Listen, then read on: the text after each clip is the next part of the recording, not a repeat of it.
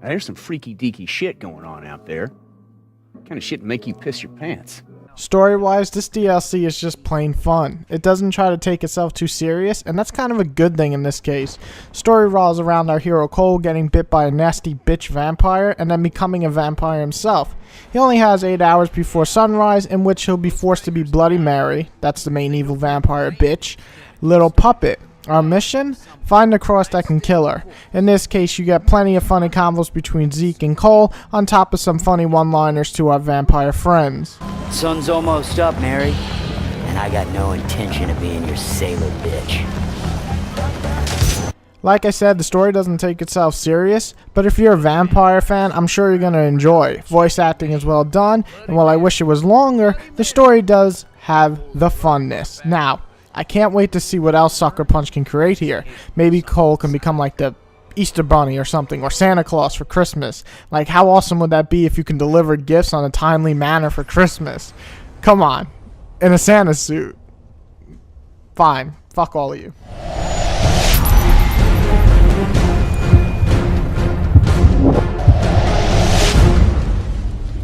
Graphics stay strong for this standalone title. With some cool bloody effects and some interesting new looks to the powers, I will say I do like the new vampire mini-boss creatures added into the game. Also, the vampire chicks have a certain Van Helsing flair to them. To be honest, the DLC isn't very long, so I wasn't expecting a roster of new designs, but one or two more really wouldn't have hurt. Still, the city is fun to explore, and flying around as little bats is cool looking. Oh, and did I mention Cole looks like a badass motherfucker, even more so when he has vampire powers?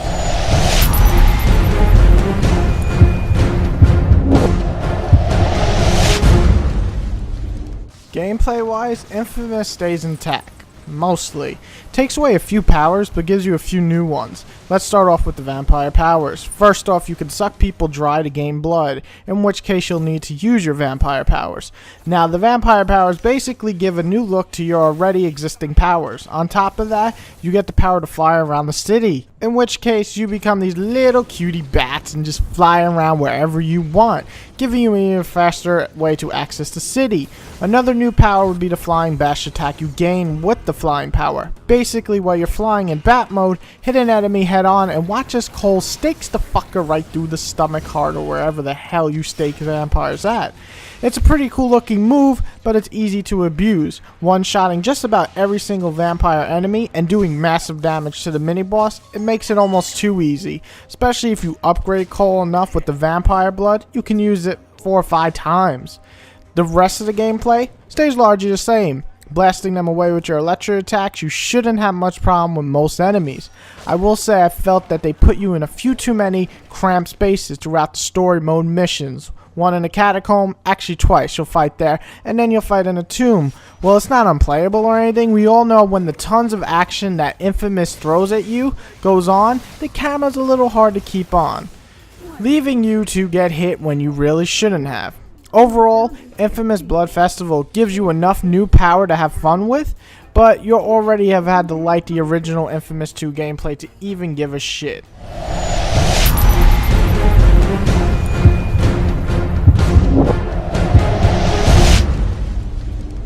I enjoyed Infamous Festival of Blood for what it is. A $10 game where you're getting about 2 hours worth of story, plus a few side missions, and of course they implemented the user-generated missions again, so you can add even more replay. Actually, kind of infinite replay if they make more and more missions. I will say collecting everything and doing everything can very well be done in under 8 hours. Saying that though, the game is only $10, and you're still getting an interesting experience in the Cole's world. Being a vampire is pretty fucking badass, and I won't lie. So as short as the story mode was for Cole, and I couldn't help but want more when I was done, I will say that I did have fun with this little expansion DLC.